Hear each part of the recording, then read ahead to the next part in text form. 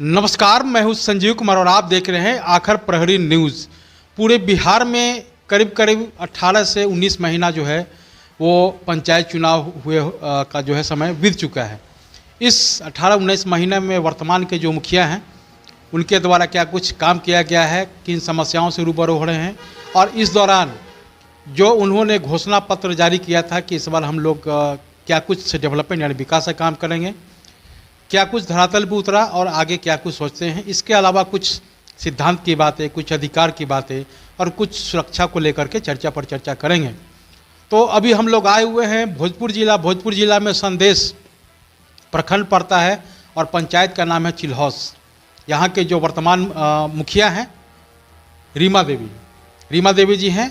हालांकि जनता ने जब उनको 5 वर्षों के लिए मौका दिए हैं तो निश्चित तौर से वो क्षेत्र में रहेंगे, लोगों से रूबरू होंगे और हर सुख दुख में सब जो है उस कार्यक्रम में शामिल होंगे। तो हमारे साथ जुड़ रहे हैं उनके प्रतिनिधि हैं, पूर्व मुखिया भी हैं, मुन्ना सिंह जी हैं। तो इनसे जानते हैं कि रीमा देवी जब मुखिया बनी तो इनके द्वारा क्या कुछ विकास का काम किया गया, अन्य मुद्दों पे बात करेंगे। पहले तो मुन्ना जी आपको आखिर प्रहरी न्यूज में बहुत बहुत स्वागत करते हैं। आखिर न्यूज प्रखर न्यूज में मैं आपका हार्दिक अभिनंदन और स्वागत करता हूं। अच्छा, ये बताइए मुन्ना जी की जैसे आप भी मुखिया रहे हैं, अभी रीमा देवी जी मुखिया हैं, तो इनके कार्यकाल में अब तक क्या कुछ विकास का काम हुआ? हम 2006 में मुखिया थे जी। 6 के बाद मैं 12 में भी मुखिया में रहा। उस समय की दौर आज की दौर दोनों में बहुत ही अंतर है। सरकार द्वारा पहले बहुत ही कम राशि की आवंटन पंचायतों में की जा रही थी, लेकिन आज की दौर में पंचायत की आवंटन तो बढ़ा है, लेकिन सरकार के द्वारा इतना ना अंकुश ग्राम पंचायत पर लगा दिया गया है जिससे टाइड अनटाइड की योजना सरकार द्वारा चयनित कर भेजा गया है कि ये राशि टाइट का होगा, ये अनटाइड का होगा। लेकिन ग्रामीण ग्रास रूट पर यह संभव नहीं हो पा रहा है कि टाइड अनटाइड राशि कि किस ढंग से खर्च किया जाए। गांव में नली गली की बहुत ज़्यादा समस्याएं हैं। अगर गली नली का टाइड का पैसा अनटाइड में खर्चा नहीं करना है, अनटाइड टाइड का पैसा टाइड में खर्चा, ऐसे सरकार ने नियमावली बनाया है। लेकिन यहाँ समस्याएं, मूलभूत जो समस्याएं हैं नली गली का है। तो नली गली बहुत ही कम मात्रा में जो सरकार की पैसा है उससे बनाया जा रहा है, लेकिन और पैसे की ज़रूरत, सरकार की राशि की ज़रूरत है। तो सरकार को पूर्ण विचार करना चाहिए कि गांव में कौन सी समस्या है, तो उस समस्या पर सरकार ज़्यादा पैसा अगर देती तो अच्छी बात थी। अच्छा, बताइए कि टाइड अनटाइड में जो योजना सरकार का आ रहा है आपके पास, उसको आप धरातल पर उतारने का काम कर रहे हैं, तो ग्राम सभा के माध्यम से भी तो आप जो भी कार्य है जो आपको लग रहा है कि सबसे महत्वपूर्ण है उस कार्य को तो कर सकते हैं। जैसे हम लोग कई मुखियाओं से भी मैंने बात किया, वो ग्राम सभा के माध्यम से पारित कराने के बाद जो डीडीसी हैं, अनुमंडल पे हैं, सीओ हैं, उनके पास प्रपोजल भेजते हैं और उसके आधार पे काम कराते हैं।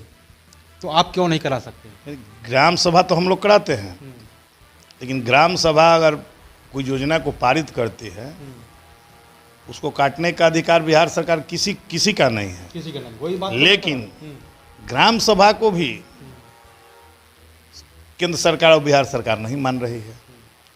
वह थोप रही कि नहीं ये करना है, लेकिन हमारी ग्राम सभा योजना पारित करती है नली के लिए, गली के लिए, अन्य तरह की योजनाओं के लिए, लेकिन उस पर आम सभा का कोई वैल्यू ही नहीं रख रही है बिहार सरकार, केंद्र सरकार। जैसे 7 निश्चय योजना पार्ट 2 में जो है लोहिया स्वच्छता अभियान, आपको क्या लगता है, उचित है? अच्छी बात है, लेकिन सरकार जो लोहिया स्वच्छता अभियान चलाया गया है पूरे भारत में या पूरे बिहार में, उसमें भी बहुत तरह की कठिनाई उत्पन्न हो रही है। धीरे धीरे इसका प्रचार प्रसार ग्रामीण स्तर पर किया जा रहा है, उसमें 30 रुपया का लूजर चार्ज लेना है। उसमें भी कठिनाई आ रही है ग्रामीणों से लेने के लिए, कहीं मिलता है नहीं मिलता है। तो धीरे धीरे ये विकसित होगा लोहिया, मेरे समझ से। मगर जागरूकता जरूरी है। जागरूकता बहुत अच्छी जागरूकता जागरूकता करना चाहिए, लेकिन ये जागरूकता की बहुत अभाव है। जो भी ग्राम पंचायत के प्रधान है, मुखिया होते हैं, जितना भी होता है बेचारा अपना प्रचार प्रसार करते हैं, लेकिन लेकिन कितना सफल होता है ये कहना बहुत मुश्किल है। जिस तरह से 7 निश्चय योजना पार्ट 1 में जितने भी वार्ड सदस्य को दिया गया था कि हर घर नल का जल, कितना सफल हुआ वो आप भी देख रहे हैं। बिल्कुल, क्या उसी तरह से ये भी सफल होगा? आने वाले समय में मुझे लगता है कि यह सफल योजनाएं साबित होगी। अच्छी बताइए कि बिहार के मुख्यमंत्री ये भी कहते हैं कि हर पंचायत में एक सरकार भवन होना चाहिए। क्या आपके पंचायत में है? सरकार भवन जो सरकार के द्वारा बनाया जा रहा है वो ऐसा जगह बनाया जा रहा है, वह ग्राम पंचायत से 1-2 किलोमीटर दूरी पर ऐसा जगह बनाया जा रहा है जहाँ पर अनुचित जगह बन रहा है। मेरे ही पंचायत में एक सीईओ के द्वारा आपने जमीन चिन्हित करके भेज दिया। 3 किलोमीटर दूरी पर उसका प्रस्ताव भेज दिया गया, जो कि मेरे पंचायत की दूरी 3 किलोमीटर पड़ती है। वह पंचायत भवन की जो है ज़मीन का सीईओ द्वारा सर्वेक्षण कराया था, हमने इसका विरोध किया, जो कि ऑलरेडी रोड पर ही बिहार सरकार, अनाबाद बिहार सरकार ज़मीन है, लेकिन अंचलाधिकारी द्वारा वह ज़मीन को एनओसी ना देकर गांव से पश्चिम 3 किलोमीटर दिया जा रहा है। तो बताइए कि ठीक है, ग्राम पंचायत की समतुल्य अगर बनाया जाए ग्राम पंचायत, तो वह ग्राम पंचायतों के हित में होगी, लेकिन ऐसा जगह बनाया जा रहा है ग्राम पंचायत भवन जहाँ पर अनुचित जगह बन रहा है, जिसका उसका उपयोग अच्छा से नहीं हो पा रहा है। मतलब जो उपयोग चाहिए था मिनी ब्लॉक के रूप में वो था नहीं हो पाया। रहा है। अच्छी बताइए कि पूर्व पंचायती राज मंत्री सम्राट चौधरी ने कहा था कि सारे मुखिया को आत्म सुरक्षा को लेकर के लाइसेंस दिया जाएगा। आपने आवेदन किया? हमने आवेदन नहीं किया, लेकिन उनकी सोच बहुत अच्छी थी,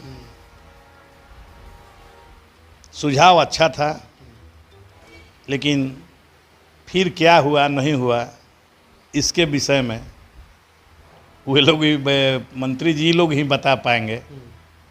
हम लोग इसके विषय में कहना उचित बात। उस समय एनडीए की सरकार थी, अब महागठबंधन का सरकार हो गया है और आज जो है 1 वर्ष हो गया है। और आपको बता दें कि अब जितने भी आपके प्रखंड के या जितने पूरे बिहार के सरपंच हैं जिनको वंशावली बनाने का अधिकार दिया गया था, अब वो अधिकार सचिव मुखिया के पास आ गया है। और अब जो है सरपंच को अधिकार देने को लेकर के बातचीत हुआ है कि जितने भी मुखिया जी के द्वारा कार्य किया जा रहा है उनका निरीक्षण करेंगे। क्या कहेंगे इसके बारे में? सरकार द्वारा जो अधिकार का कटौती किया जा रहा है वो गलत बात है। वह न्यायपालिका के सरपंच कार्य देखते हैं, वह न्यायपालिका है, न्याय से संबंधित जो भी चीज़ है उनको भी वंशावली बनाने का जो अधिकार सरकार द्वारा खंडित किया गया है वह दुर्भाग्यपूर्ण है। पूरे बिहार में ऐसे हम लोग न्यूज़ देखें कि सरपंच वंशावली जो बना कर देते हैं उसको अमान्य सरकार द्वारा किया गया है, ये दुर्भाग्यपूर्ण है।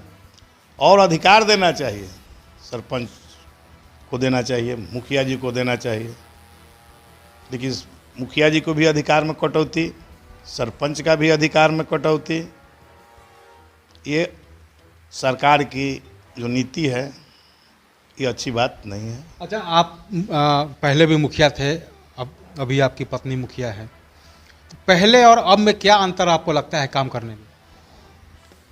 पहले मैंने पीछे भी आपको बताया है, आज कुछ काम करने का सिस्टम कुछ अलग है। हम सरकार को भी भावना को आदर करते हैं और स्वागत करते हैं, क्या कि हम लोग जनसेवा के लिए मुखिया बनते हैं। ठीक है, सरकार की कुछ सोच हुई कि ग्राम पंचायत में कुछ गड़बड़ियाँ हो रही है, सरकार ने इसको चुस्त और दुरुस्त बनाने के लिए डोंगल सिस्टम का संचालन किया। अच्छी बात है जी, मैं इसका स्वागत भी करूंगा कि पहले मुखिया जी लोग चेक काटते थे, आज चेक काटने का पावर उनका नहीं है। डोंगल से पैसे की निकासी होती है, तो कुछ हद तक तो सरकार का पैसा का दुरुपयोग मेरे समझ से, मैं सार्वजनिक बात में व्यक्तिगत रूप से मैं कहना चाहता हूँ कि सरकार की कुछ सोच थी कि पंचायतों में कुछ गड़बड़ियाँ हो रही हैं, उस गड़बड़ियाँ को रोकने के लिए डोंगल वगैरह की सिस्टम से चालू किया है। हम उसका स्वागत करते हैं, ऐसी बात नहीं है। लेकिन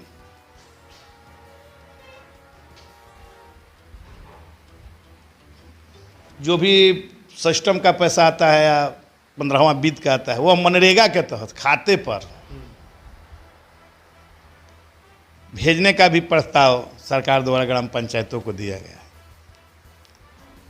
कि वह पैसे जो भी कार्य हो रहा है, पहले था कि मास्टर रोल बनाकर उसको पैसा का भुगतान अभिकर्ता द्वारा किया जाता था, लेकिन आज उसमें बहुत भिन्न कर दिया सरकार।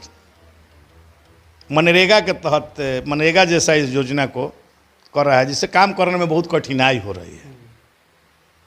तो इसको भी सरकार को मांग करेंगे कि सुलभ करे। अच्छा, अंतिम सवाल मेरा आपसे है कि भारत का संविधान एक है, भारत के संविधान को आप मानते हैं? बिल्कुल। तो एमपी एमएलए को हर तरह का सुविधा मिलता है, तो फिर मुखिया जी को क्यों नहीं? आप पूर्व मुखिया हैं, कि आपको पेंशन नहीं मिलना चाहिए या अन्य जो सुविधाएं एमपी एमएलए को मिलता है 5 साल के कार्यकाल के बाद? अगर एक व्यक्ति, आप 2 बार मुखिया रहें, तो आपको 2 पेंशन मिलना चाहिए कि नहीं मिलना चाहिए, जिस तरह से एमपी एमएलए को मिलता है? अरे मांग तो हम लोग करते हैं कि भाई हम लोग को मिले, चाहे वो हारल जो भी मुखिया पूर्व में जीता हारा, उसको भी पेंशन सरकार को मिलना चाहिए, सुविधा देनी चाहिए। मुखिया संघ यह मांग करता रहा है, लेकिन सरकार द्वारा कोई तरह की मांग नहीं मानी गई, जो अच्छी बात नहीं है। मैं सारे लोगों से मैं कहना चाहता हूँ, बिहार के मुख्यमंत्री, प्रधानमंत्री से भारत के, कि ग्राम पंचायत के प्रधानों को, मुखियाओं को पेंशन, सुरक्षा, अन्य तरह की सुविधा दी जाए, ताकि लोकतंत्र की नीचे के हम लोग प्रहरी हैं, जैसे विधायक एमपी को सुविधा दिया जाता है, प्रधान और मुखिया को भी वैसी सुविधा मिलनी चाहिए। तो आपने सुना कि जिस तरह से पूर्व मुखिया भी रह चुके हैं, इनका भी दर्द है कि जिस तरह से एमपी एमएलए को जो हर तरह का सुविधा मिलता है। मैं ये नहीं कहूँगा कि एमपी एमएलए का मतलब एमपी एमएलए को जिस तरह से बड़े जो पेंशन मिलता है उतना मिले, लेकिन जो क्षेत्र है, जो अधिकार है, सबको मिले। जब आम पब्लिक को जो गवर्नमेंट लाभ नहीं ले पा रहे हैं पेंशन को लेकर के, उन लोगों को पेंशन मिल रहा है, तो आम पब्लिक के लिए भी 60 वर्षों के बाद जब पेंशन का प्रावधान है, तो फिर मुखिया को क्यों नहीं? जब पूरा भारत का संविधान एक है, कानून एक है, पूरे देश में 1 नेशन 1 राशन कार्ड पे चर्चा पर चर्चा हो रहा है और मिल भी रहा है, 1 नेशन 1 पेंशन पे चर्चा पर चर्चा हो रहा है, तो फिर इस पर क्यों नहीं? जब भारत के नागरिक हम लोग हैं, जनप्रतिनिधि हैं, मेरा भी कार्यकाल 5 साल का है, एमपी का भी कार्यकाल 5 साल का है, तो फिर अधिकारों में भेदभाव नहीं होना चाहिए। अगर मिले तो सबको मिले, नहीं तो किसी को ना मिले। मैं एक बिहार के बारे में ही बताता हूँ कि करीब करीब 900 करोड़ रुपया जो है पूर्व एमएलए एमएलसी को पेंशन के रूप में दिया जाता है। अगर 900 करोड़ रुपया अगर वो पैसा अगर पंचायत के डेवलपमेंट में दिया जाए तो कितना विकास का काम होगा। तो चलते हैं दूसरे प्रखंड में, दूसरे पंचायत में, उनसे जानते हैं कि उनके द्वारा क्या कुछ बेहतर काम किया गया है और सुरक्षा को लेकर, अधिकार को लेकर, संविधान को लेकर क्या कुछ करना है। तमाम मुद्दों पे उनसे बातचीत होगी। आपने आखिर प्रहरी न्यूज़ को समय दिया, इसके लिए बहुत बहुत धन्यवाद। ये है एपी न्यूज नेटवर्क और आप देख रहे हैं आखिर प्रहरी, खबरों की पड़ताल तह तक।